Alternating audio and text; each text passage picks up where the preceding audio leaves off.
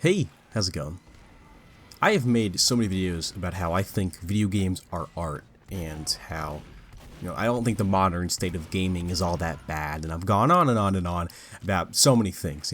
On this channel, the main focus is TF2. Not that I'm talking about it, but that's what I use SFM for my thumbnails, and that's what I use for the gameplay. Occasionally I'll use Minecraft or Call of Duty for the background, and I've talked about liking Sonic the Hedgehog and a ton of other stuff occasionally. But I've also said many times this is my main hobby, and I love it. I think that they truly are art. But I think a little over a year and a half ago, I sort of had that imposter syndrome.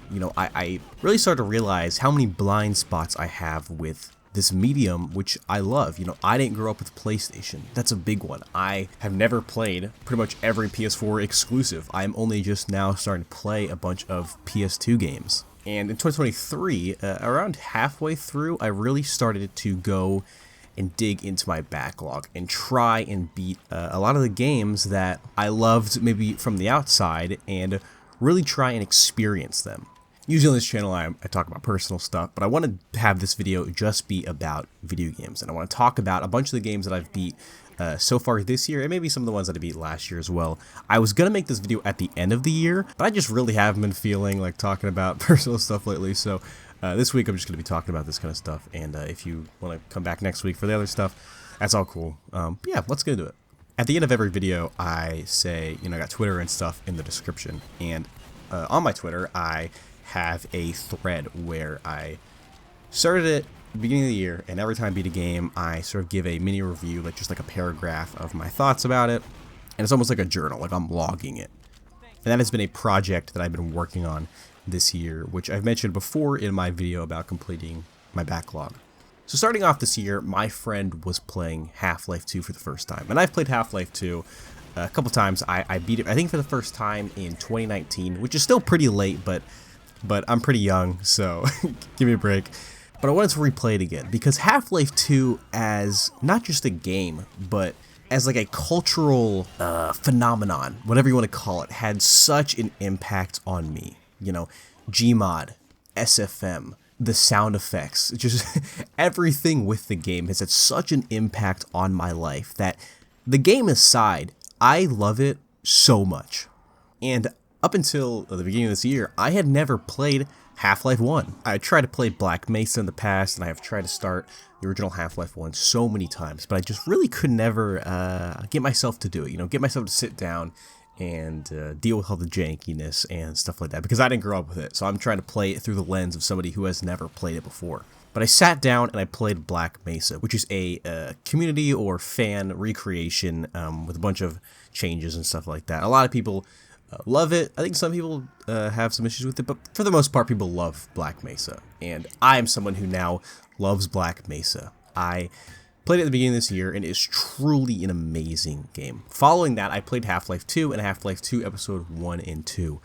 And it's sort of hard for me to put into words, or rather just say something that hasn't been said a million times, because these games are, I believe this year, turning 20 years old. But there's just something about the Source physics engine and the overall aesthetic of the game that, I can go back and play this game a million times and still find new things, just looking around the maps or bee-hopping, whatever it may be, that makes it so insanely replayable. I have the Orange Box edition, and that's actually how I was sort of introduced to TF2, is buying the Orange Box, and then also having access to Half-Life and Portal and TF2, and that's how I found out about TF2, and that's how it led me to eventually making, videos about Team Fortress 2. So already sort of starting off this year, I was sort of coming in really strong, and now sort of a little bit after that, I sat down and I finished Left 4 Dead 1. I love Left 4 Dead. I have a ton of hours in Left 4 Dead 2, but I never really sat down and played Left 4 Dead 1. And playing Left 4 Dead 1 after playing Left 4 Dead 2 so many times is a little weird, but it is still such a great experience. And essentially, or the same, but a little bit less. There's not as much weapons, there's not as much, I believe it's a little bit shorter. The graphics aren't as good, but overall, I really love the aesthetic. It's a little bit darker, like I think the color palette is a little bit more gray, but I love the characters in Left 4 Dead 1. Not as much as I love the characters in Left 4 Dead 2. I think Left 4 Dead 2 is basically the same game, but better in every single way. It's almost like the perfect sequel. Even just playing it solo and just sort of holding W and shooting zombies is a great time. I don't believe the physics engine or like the Gibbs are as impressive as in Left 4 Dead 2. I think one of the things that still to this day has yet to be matched in Left 4 Dead 2 with a lot of other modern games is how zombies explode and how, you can see their insides when you shoot them, and just the gore out of it is still, to me, so impressive. And I think Left 4 Dead 1 struggles a little bit to match it, but obviously we're talking about the game that came before it, so that makes sense. One game I played this year that I kind of missed out on, and I'm sad that I did, was Hi-Fi Rush. I love this game. It's weird. When I initially played it, so I tried playing it when it came out on Game Pass, and I don't know. I love Devil May Cry, and everyone was sort of saying this is like a rhythm Devil May Cry game, so I sat down and I played it, and it was a good time. But I don't think it really hit me until after I beat it, which is something that happens to me a lot, especially with a lot of the games on this list here. Usually, I will sit down and I'll play through it, and then like a day or two after, once I have the feelings and the memories and they're sort of marinating in my head, I'm really sort of thinking about it. I think that's when I really start to love these games. And Hi-Fi Rush is one of those games where after beating it, I'm really rethinking about the game and stuff like that, especially after hearing the studio get shut down. This game is so amazing. I recommend everyone who likes third-person action games or games like Devil May Cry and that sort of combo system play this game. Now, that being said, I'll be straight up, I think you should pirate this game. Do not give Microsoft money. Maybe if you have a Game Pass subscription or something like that, it's definitely worth it to play it on there, but I think them shutting down this studio that is responsible for such an amazing game is really fucked up. I mean, there's so much more that goes on behind it, but just that alone is like, I don't reward Microsoft for this. None of the people that made this game are getting any of the money that you would give just to buy it, so if you can find a way to play this game for free, please do, and then share your love for it, because it's so good. It's so fucking good. That's all I can say about it. Just look it up, and you'll immediately see the beautiful art style, stuff like that. I'm going to jump down my list here, and I'm going to talk about Penny's Big Breakaway. Now, this is a game that was made by a lot of the people that worked on Sonic Mania, which Sonic Mania, depending on when you ask me, is my favorite game of all time. So obviously, when this game was announced and when it came out, I had to buy it, sort of just out of obligation, because I respect Christian Whitehead and all, and that whole team. I believe they have their own studio now. Like, I think they came together or something like that. So I really wanted to check this out, and I went into it expecting a Sonic game, but only a couple levels in, I realized this is much more like a Mario game. The movement reminded me a lot of Mario Odyssey's Hat, or Cappy, is that his name? A movement, but with sort of that momentum that Sonic is famous for, right? Which was a happy surprise. This is such an amazing platformer. I need to go back and replay it. I have loaded it up a couple times since beating it, and it is phenomenal. I don't know if I'd call it a mistake, but I bought it on the Switch, where it's 30 FPS and the graphics aren't as... it's not like the best looking game. It definitely focuses much more on art style, but it doesn't look as good. I need to buy it on PC at some point, and I know they've released a 60 FPS patch, but regardless, playing it on 30 FPS and stuff definitely hindered the experience a little bit, but I've played it a couple times since beating it, and if you're anyone that just loves platformers or Sonic or Mario or whatever it may be, you need to play this game. I think my only criticism, and it's kind of a big one, unfortunately, is I fucking hate how the main character looks. And I've asked so many other people, or at least just, the only couple people that I know or talk to on a regular basis, and they all sort of agree with me, so I know it's not just a me thing, but I fucking hate how the main character looks in this game. I kind of love the rest of the game's aesthetic. It does remind me of a lot of other indie games, and I love its color palette. It's so unique and different. but just the main, like, I don't know what it is. Like, her hat and her eyes. Like, I fucking hate it. It sucks because the game is so good and everything else is amazing. I think the cutscenes are also kind of weird. I believe they made their own engine for this game, so maybe animating in engine some of those cutscenes was a little weird. Like, it sort of goes from 3D to like a 2D sort of slideshow type thing, and the 2D slideshow things look fine, but the 3D in-engine cutscenes look a little rough. So maybe it's because it's their own engine that they're sort of still learning. Maybe it was just hard to animate in it, but that's my only real criticism. But let alone, this game is fucking amazing, and seriously, you should play it. Alright, I've been glazing pretty much every game on this list so far, and that's because I've been playing a lot of amazing games that are iconic. And one of those games that, you know, you'd think I would have played, and I have played a lot, but I've never really beaten, is Sonic Adventure 2. Now, this game, I got issues with, because I didn't play this game a lot growing up. You know, obviously I played City Escape, and I grew up in that sort of era, so I have a lot of love for everything minus the gameplay. I think the music is phenomenal. I love the story. I love the characters. I love the designs, everything. I love how, like, I don't know if I'd call it grungy, but it sort of like looks dirty, but in like a good way, if you know what I mean. Like, I love just everything about the game, minus actually picking up the controller and playing it. And it's hard for me to even sort of talk about this because this is so many people's like favorite games of all time, or at least, you know, their favorite Sonic game. And I definitely see why. You know, the music and a lot of the moments in this game you can't find anywhere else. You know, the ending to this game truly is amazing, you know, as goofy as it may be, you know, with Sayonara, Shadow the Hedgehog, stuff like that. You know, I played this as a kid. It probably breaks your brain in a lot of ways, in a good way, maybe in a bad way too, but playing this game, you know, after playing modern games, you know, let alone modern Sonic games, is a little weird. And I did not have a good time.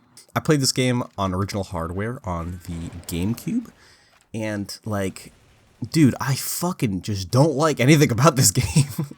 Like, playing Sonic feels so shitty compared to Sonic Adventure 1. Sonic Adventure 1 is one of my favorite games of all time, which is, again, I know, so weird that one of my favorite games of all time I haven't played the sequel of.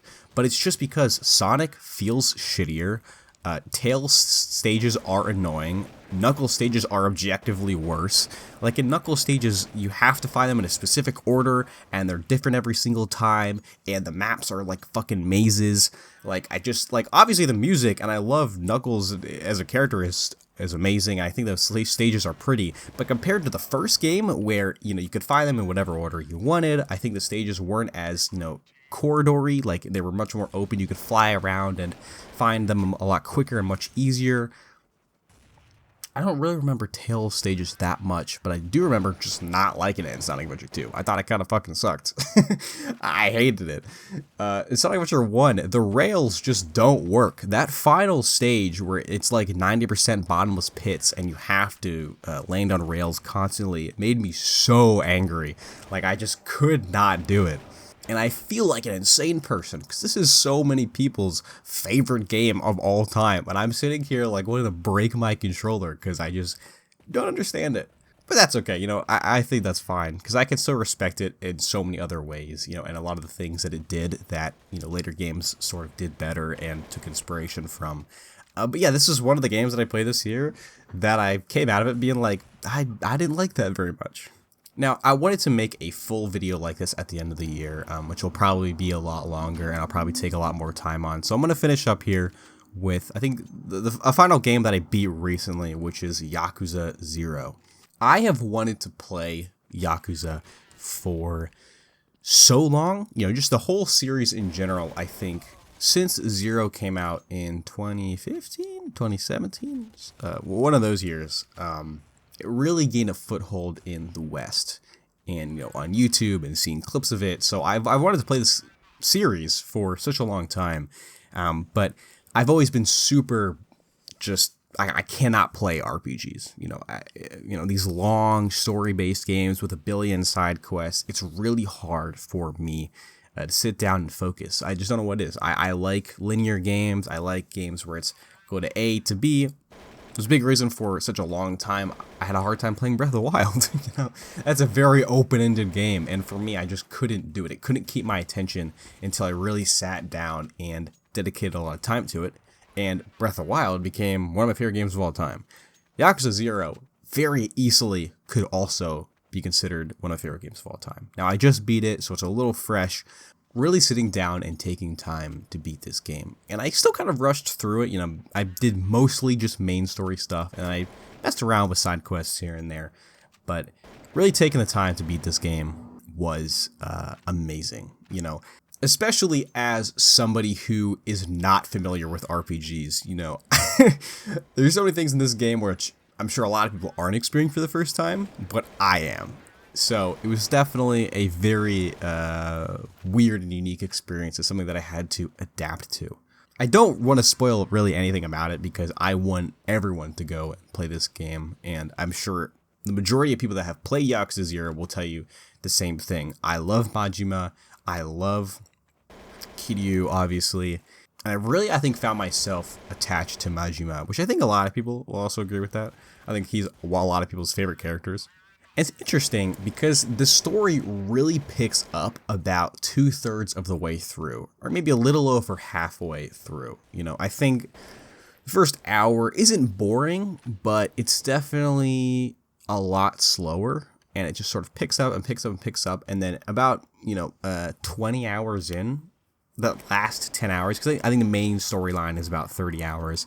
That last 10 hours is just breakneck. This happens, and this happens, and this happens. And that can be a bad thing in a lot of cases, but in this game, it really caught me. And like that is when I started to love this game. I was really pushing myself that first couple hours into the game. You know, I was like, I really want to enjoy this. I really want to at least beat one game in the Yakuza series because at this point it's such an iconic series. And I'm so glad I did. And I think on a second replay a couple of years from now, and after letting a lot of the feelings marinate, this could easily become one of my favorite games of all time. I already bought Kimiwa 1, and is that what it's called? Kimawi? I don't know how to say it. I gotta open up Steam here and check. Kiwami, that's it. I already bought Kiwami 1 on Steam, and I intended to play a couple of other games at some point. I really just want to lead up so that I can actually play the games as they come out. I believe the studio is going to announce its next game sometime soon. So hopefully before that I will end up playing a bunch of the other games. I don't think I'm going to play every single one, but at least like Kiwami 1 and 2 and maybe Like a Dragon 7 and 8 I think I want to play. But yeah, I'm so happy I finally sat down and played this game. And if it's on your backlog, I definitely would say bump that up to the top of the list and play it as soon as you're done with whatever game you're playing right now.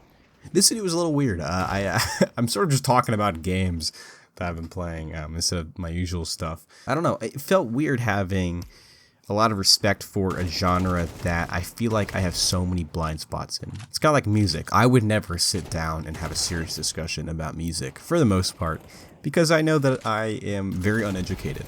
And I sort of had that feeling with video games, which is weird because this is my main hobby. And I wanted to fix that. So I only talked about a couple games on this list, which so far is at 38. I've beaten 38 games this year. And we are in August, so it's going to grow a little bit.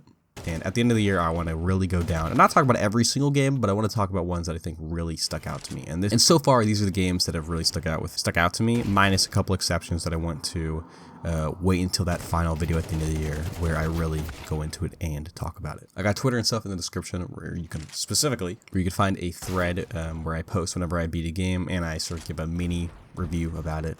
Usually it's just like a paragraph or something like that. But yeah, that's going to be for today's video. Thank you guys so much for watching. And yeah, see you guys.